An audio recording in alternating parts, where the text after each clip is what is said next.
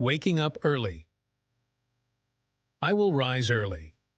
These two words often come to mind, but only those deemed successful by the world truly accomplish it. By the end of this video, you will learn the best and simplest way to wake up early. You'll understand how much sleep you need and the optimal time to wake up so you can harness that morning energy and see the glow on your face and in your productivity. No more need for multiple alarms. Follow my advice, and soon you'll naturally wake up before your alarm even sounds. By the end of this video, all your doubts about sleep will be resolved. I won't cover the common benefits of ginger. Instead, I'll logically and practically explain how to turn the disruption of sleep by an alarm into a habit of waking up early every morning, addressing the root cause. To solve any problem, you must address its root cause. To understand why you can't wake up early despite setting alarms, consider this example. If you usually wake up at 8 a.m. and decide to wake up at 4 a.m. the next day, you might set alarms for 3:55 a.m., 4 a.m. and 4:10 a.m. thinking you'll surely wake up. However, if you fail to wake up at 4 a.m., nothing changes. Even if you wake up early for a few days, your sleep quality will decline because your body isn't used to it.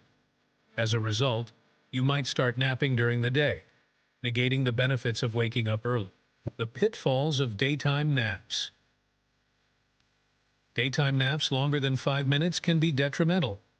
If you wake up early but nap for an hour or two during the day, you're not gaining any extra time, and your results won't improve.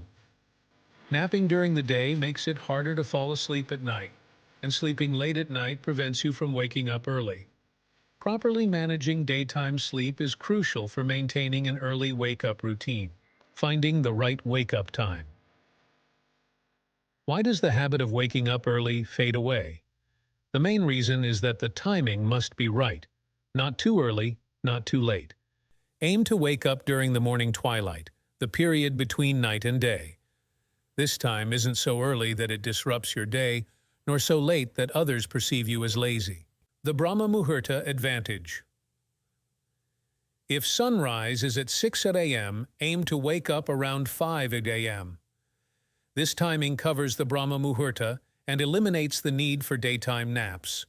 Waking up at this time allows you to welcome the sun and its energy, completing your morning activities like yoga or a workout by the time the first rays of the sun hit you.